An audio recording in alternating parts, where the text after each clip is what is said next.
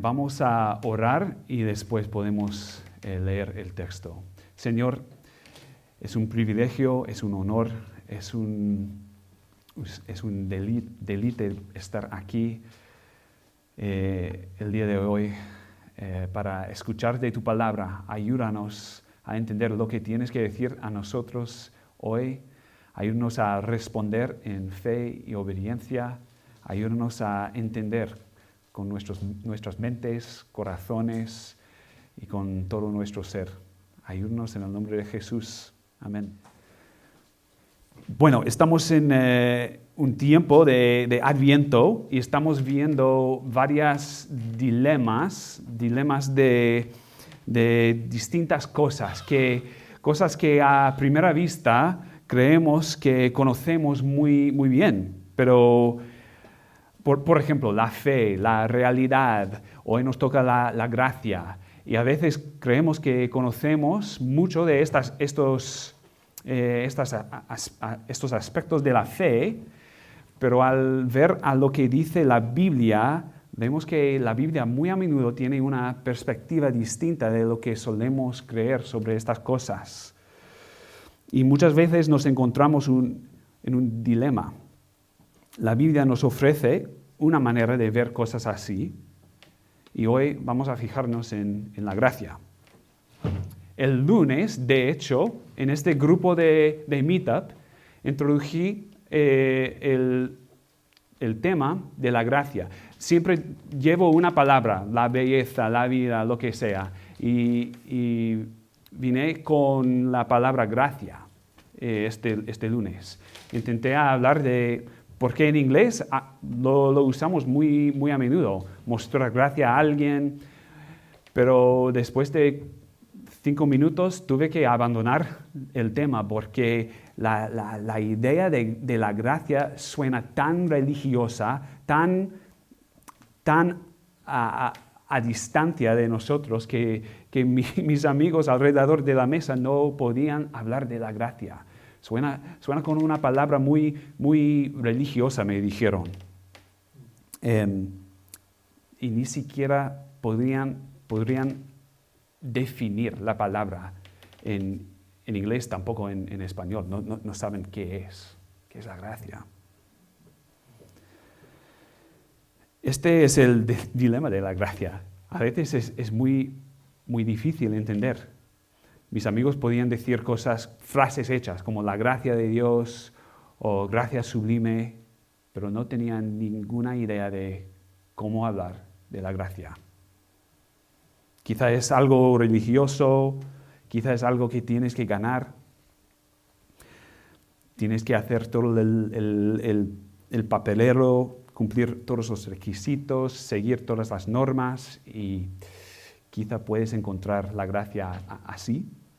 O quizá necesitas un toque de suerte. Tengo muchos amigos que quieren recibir la gracia de Dios, pero dicen que, bueno, no me ha tocado. Es como el gordo de la Navidad, que no me ha tocado la gracia. Pero vamos a ver que hay un dilema allí, porque la Biblia no habla de la gracia como unas normas que tienes que cumplir, ni como una suerte que te puede tocar. La gracia es algo diferente. Hoy vamos a ver que la gracia muchas veces, muy a menudo, viene de lugares inesperados, en paquetes inesperadas, en maneras inesperadas, por medio de la fe y toda la Biblia habla de esta gracia. Para hablar de eso vamos a ir a Lucas capítulo 1. Os invito a seguir conmigo en la pantalla. Vamos a leer el texto. Lucas 1, 39 a 45. La palabra dice así: En aquellos días María se puso en camino y se dirigió apresuradamente a una ciudad en la región montañosa de Judá. Entró en casa de Zacarías y saludó a Elizabeth. Y sucedió que cuando Elizabeth oyó el saludo de María, la criatura saltó en su vientre. Elizabeth, llena del Espíritu Santo, exclamó a gran voz: bendita tú entre las mujeres y bendito el fruto de tu vientre. ¿Cómo es posible que la madre de mi Señor venga a visitarme? Tan pronto como llegó la voz de tu saludo a mis oídos, la criatura saltó de alegría en mi vientre. Dichosa tú, porque has creído que el Señor cumplirá las promesas que te ha hecho. Esa es la palabra de Dios. Gracias a Él. Primero, vamos a ver cómo viene la gracia. ¿Cómo viene la gracia? En el principio, en versículos 39, vemos que María se puso en camino y se fue a Judá, una ciudad allí. Y sabes, porque lo que vimos la semana pasada, que el ángel le había dicho a María que una pariente suya iba a tener un bebé, y es Elizabeth. Así que María, seguramente con ganas de alegrarse con ella y celebrar con ella, se fue a visitarle. Se pone en camino en este pasaje para ver con sus propios ojos lo que Dios había hecho. Y en cuanto Elizabeth escucha la voz de María, el bebé que lleva dentro de ella salta. Y sabemos por Lucas 1:15 que este bebé en el vientre de Elizabeth tendría el Espíritu Santo desde el vientre. Y aquí salta de alegría por estar cerca a María y a Jesús, su primo. ¿Y cómo lo sabe Elizabeth? Yo nunca he estado embarazado, no es posible, pero me cuentan las mujeres que puedes notar varias cosas. Tenemos nuestro quinto en camino y cada día le pregunto a Karina, ¿ha saltado ya? ¿Está moviendo? Y todo eso, porque es un gozo ver un bebé incluso en el vientre. Y hace un par de semanas una madre, una amiga nuestra, nos contaba que desde el vientre podía distinguir entre dos gemelas en su barriga. Y es verdad. Incluso en la Escritura hay una historia de Jacob y Esaú luchaban en el vientre de su madre. Pero aquí no vemos una lucha, sino alegría de la barriga de Elizabeth. Y fijaos en la palabra, criatura, se llama una criatura, un bebé, no un simple grupo de células, es un bebé lleno del Espíritu Santo. Estamos hablando de un humano vivo, hecho a la imagen de Dios, reaccionando con emoción a lo que pasa en el mundo. Incluso desde las edades más tempranas, los bebés en el vientre son preciosos para Dios. Y eso lo vemos por toda la Escritura. Dios encanta los niños, los bebés. Jesús ama a los niños. Dice, dejad que los niños me acercan, porque de ellos es el reino de Dios. En una historia, Jesús limpia el templo y empiezan a correr los niños gritando que Jesús es el Señor y cosas así. Y los fariseos dicen, Jesús, ¿ves estos niños? ¿Oyes lo que dicen?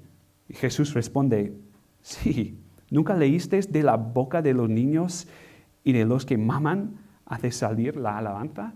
Que los bebés son preciosos en los ojos de Dios. Niños gritando, niños acercando de Jesús, niños saltando en el vientre. Todo eso son formas de que ellos están alabando a Dios, simplemente por ser hechos a su imagen. La verdad es que vivimos en una sociedad que muchas veces ve a los niños como un problema, un estorbo, algo caro, incómodo, que te corta la libertad.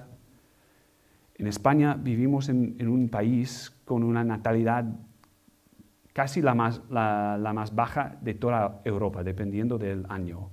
Y estamos en el bajo de todo el mundo, de hecho. Pero la visión bíblica es claramente a favor de los niños.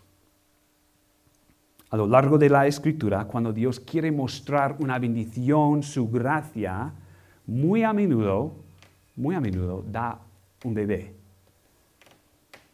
Es impresionante. Acabo de empezar Génesis y es una y otra vez un bebé, es la bendición de Dios. A las olvidadas, ignoradas, a las rechazadas y víctimas, Dios las ve y Dios les da un niño, una y otra vez. A Sara, a Rebeca, Raquel, Ana, un montón de mujeres en el Antiguo Testamento, a muchos más. Dios da un bebé. La promesa de hijos, del fruto del vientre, empieza en capítulo 1 de Génesis y es un tema a través de todas las Escrituras. La gracia de Dios, muy a menudo, viene en una manera inesperada.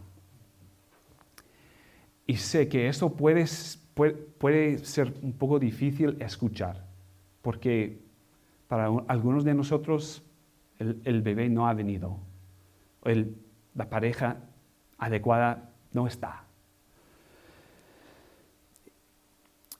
Y no quiero decir que Dios siempre da un bebé. No siempre nos da un bebé. Pero sí, Dios nos ha dado todos a este bebé, a Jesús. Y María no es la única aquí. Bendita sea ella. Bendita sean todos nosotros, porque tenemos este bebé. Isaías 9:6 nos recuerda que este niño nació para nosotros. Estamos memorizando esto en casa, pero en inglés, así que no voy a pedir que mis hijas lo digan. Pero dice así: porque un niño nos ha nacido, hijo nos ha sido dado, y el principado sobre su hombro, se llamará su nombre admirable, consejero, Dios fuerte, príncipe de paz y tal. Está hablando de Jesús. Este es nuestro bebé, de alguna forma. También somos bendecidos por la gracia de Dios por medio del Hijo de María, con ella. En primer lugar, somos bendecidos porque Jesús vino para salvarnos de nuestra maldad, nuestros pecados. Pero además, de una forma muy tangible, cuando llegamos a ser cristianos, formamos parte de una familia. Recibimos la familia de Dios, la iglesia. Recibimos hermanos, madres, padres, hijos, primos. Recibimos una familia nueva y podemos participar de una forma muy tangible en lo que Dios quiere para todos nosotros. Este bebé nos una a la iglesia de Dios. Dios nos da una gran bendición al adoptarnos en su familia. Si formas parte de esta familia, tienes hijos, hermanos y madres aquí en Urbana, en esta iglesia. Y esta es una forma muy inesperada de recibir la gracia, pero es como Dios quiere mostrar su gracia hacia nosotros. Esto significa que la gracia no solo llega en eventos grandes o en iglesias impresionantes, un catedral muy grande, o a través de un sacerdote muy importante. La gracia viene muy a menudo en maneras inesperadas. Un pequeño paso de fe, un pequeño paso de obediencia. En una iglesia pequeña que se reúne en una escuela de teatro en el medio de Madrid. Es la gracia de Dios que estemos aquí. Es como viene la gracia, en un bebé, en un pesebre, en un pueblo casi olvidado en el primer siglo. Eso es como viene la gracia de Dios. En segundo lugar, quiero que veamos cómo se recibe la gracia. ¿Cómo se recibe la gracia? Nosotros solemos pensar que podemos hacer algo para ganar la gracia de Dios. Pero vamos a ver que la gracia se recibe por medio de la fe. Y bueno, aunque solo hemos leído un par de versículos hoy, los primeros lectores del libro de Lucas probablemente leerían todo el libro en un sentado o un gran parte de ello. Así que tendrían muy fresco en la mente lo que vivimos hace 2 semanas. Hace 2 semanas aquí, pero probablemente sería muy presente en la memoria de los primeros lectores que había aparecido un ángel a Zacarías, el marido de Elizabeth. Y mientras él estaba cumpliendo sus deberes sacerdotales, apareció un ángel y le prometió un bebé. Y al recibir aquella gran promesa de parte de Dios, él no la creó. En cambio, María, cuando recibió las noticias, decidió confiar en Dios, lo que vimos la semana pasada. Esta gracia se recibe por fe, confiando en que Dios hará lo que ha prometido. Esto nos recuerda que la gracia es un regalo, es algo dado a nosotros. Elizabeth no hizo nada para merecer este milagro, tampoco María. Y Juan, saltando de alegría, mucho menos, está todavía en el vientre de su madre. Y sin embargo, todos ellos reciben la gracia con alegría.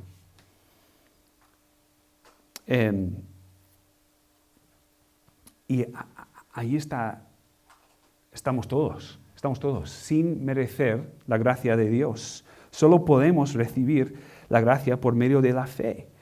Y eso es muy importante que lo tengamos claro, porque la Biblia habla de la gracia como un regalo de Dios. Nada que podemos merecer, no es algún tipo de suerte, no, es algo que Dios quiere que recibamos por medio de la fe. Elizabeth tiene esto muy presente en su mente. Ella lo ve todo como pura gracia y sigue recibiéndola por la fe. Ya ha recibido gracia. Por fin va a tener un hijo. ¡Qué alegría! Y ese hijo viene para preparar el camino del Señor. Unas grandes promesas para ella y su hijo. Pero ¿sabéis qué es aún más increíble para ella? Que María, su prima, venga a visitarla. Y dice, ¡wow! La madre de mi Señor viene a mí. Qué humildad, ¿no? Qué gracia muestra. Ella podría haber dicho, un joven que nunca ha estado con un hombre, recibe un bebé. Bueno, ¿sabes qué es más impresionante? Que una anciana que ha sido estéril muchos años, se quedó embarazada y su marido se quedó mudo durante 9 meses. Eso sí que es un milagro. Pero no lo dice así, dice con mucha humildad que estamos recibiendo gracia y gracia sobre gracia en recibirte, María, a visitarme. No hay comparación, no hay rivalidad. La gracia nos pone todos al mismo nivel. No podemos decir, bueno, lo he merecido un poco más que tú. No, es gracia, pura gracia. Versículo 43 dice, ¿cómo es posible que la madre de mi Señor venga a visitarme? Es muy emocionada de ver a María, no principalmente por quién es María, sino por qué ha hecho Dios.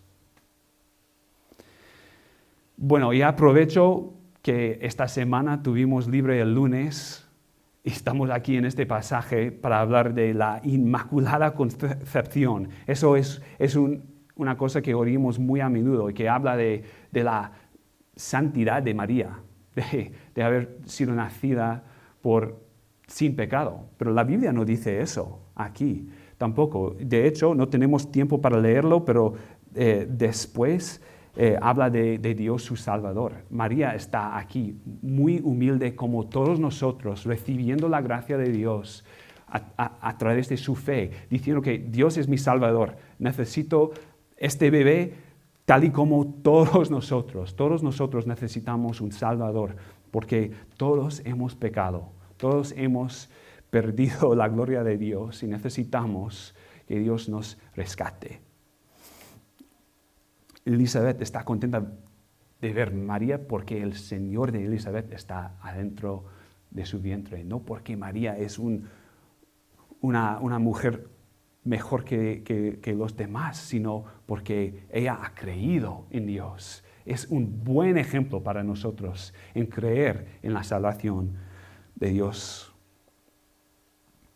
Y fijaos bien en lo que dice Elizabeth. Dice la madre de mi Señor.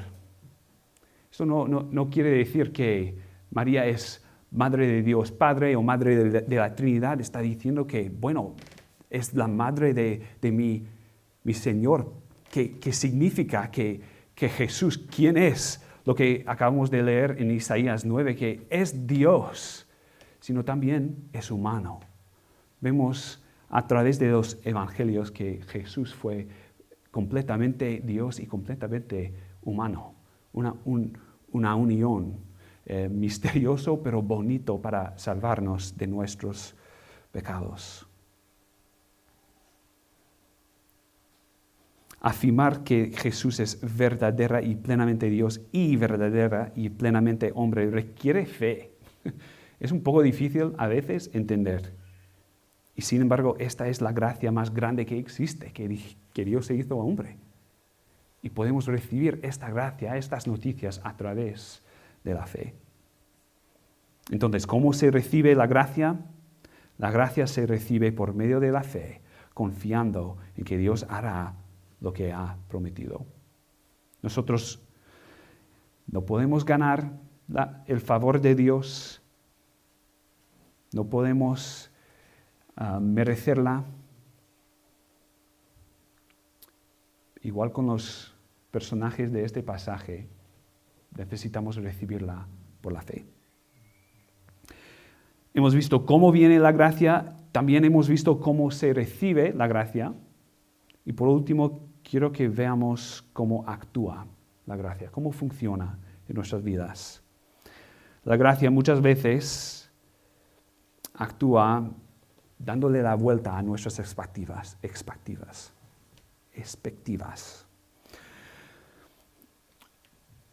María, más adelante, empieza a cantar esta canción que se conoce como el Magnificat. El Magnificat, sí, bueno, es de latín, así que es lo mismo en inglés y español, Magnificat, que significa magnificar o engrandecer. Y hay algo importante que veamos allí. En versículos 52 y 53 dice que hablando de lo que ha hecho Dios, derribó de los tronos a los poderosos y exaltó a los humildes. A los hambrientos colmó de bienes y a los ricos envió con las manos vacías. Dios está cambiando expectativas.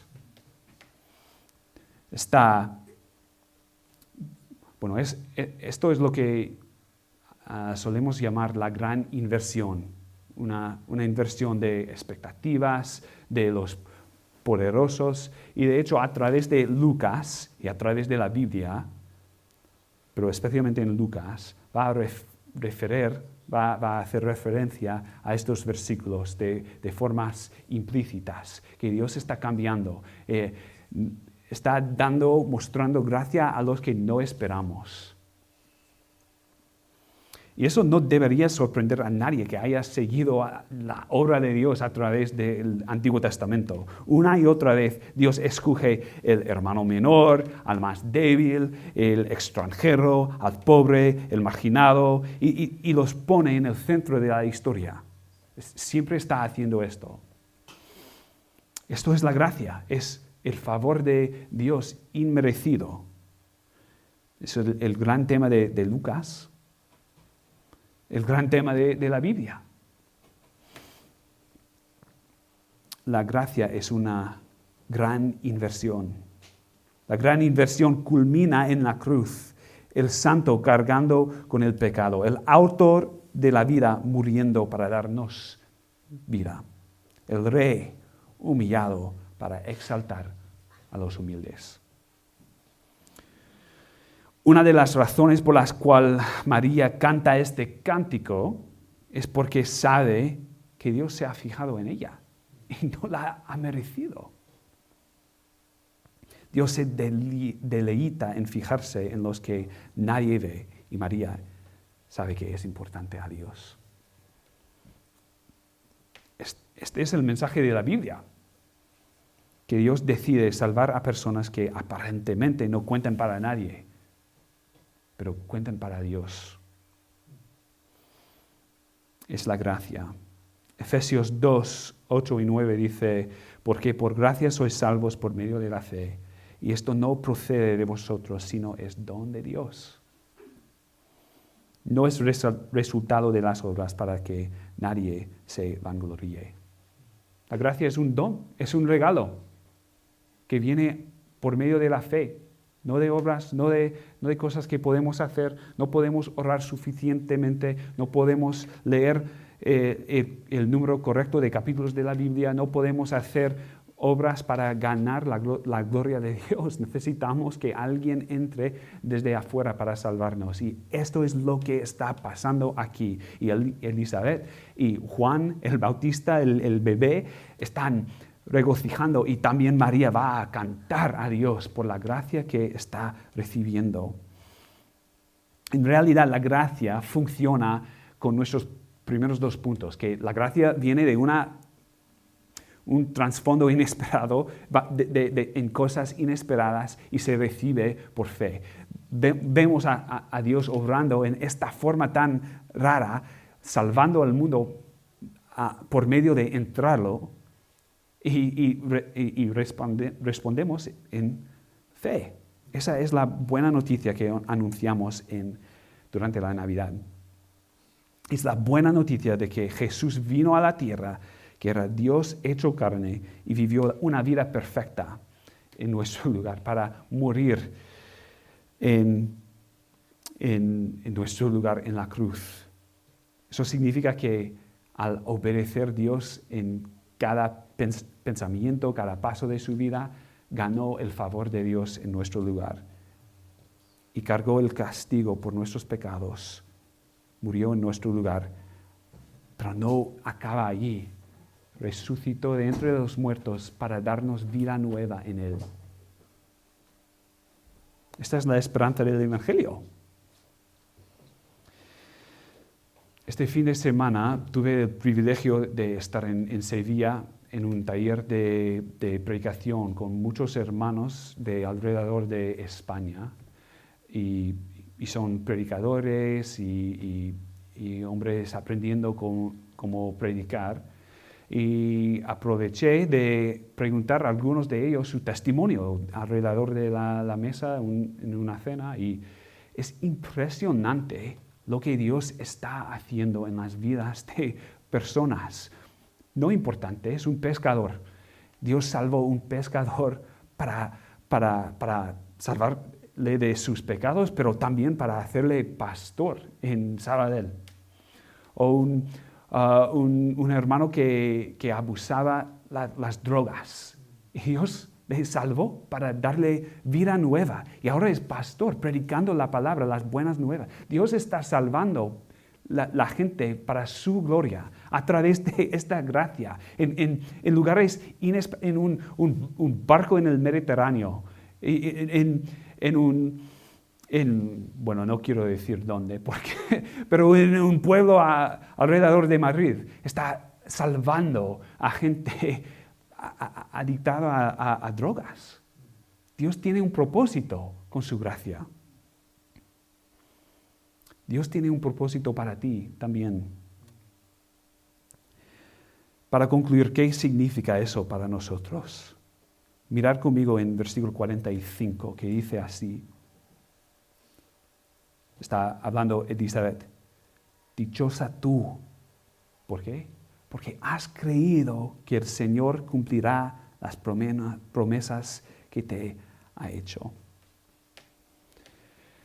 Y no sé si Zacarías estaba al lado cuando dice Elizabeth esto. Me gusta imaginar que Elizabeth dice, bueno, bendita sea ella que creó lo que Dios había dicho. Y si estuviera allí no podría responder, así que no sé. Pero creo que sí, de alguna manera hay una comparación allí para nosotros. Podemos vivir como Zacarías, con nuestras dudas, amando nuestras dudas. Bueno, ¿puede Dios hacer todas las cosas? Hay algunas que no puede hacer. O podemos responder como María, confiando en la promesa de Dios.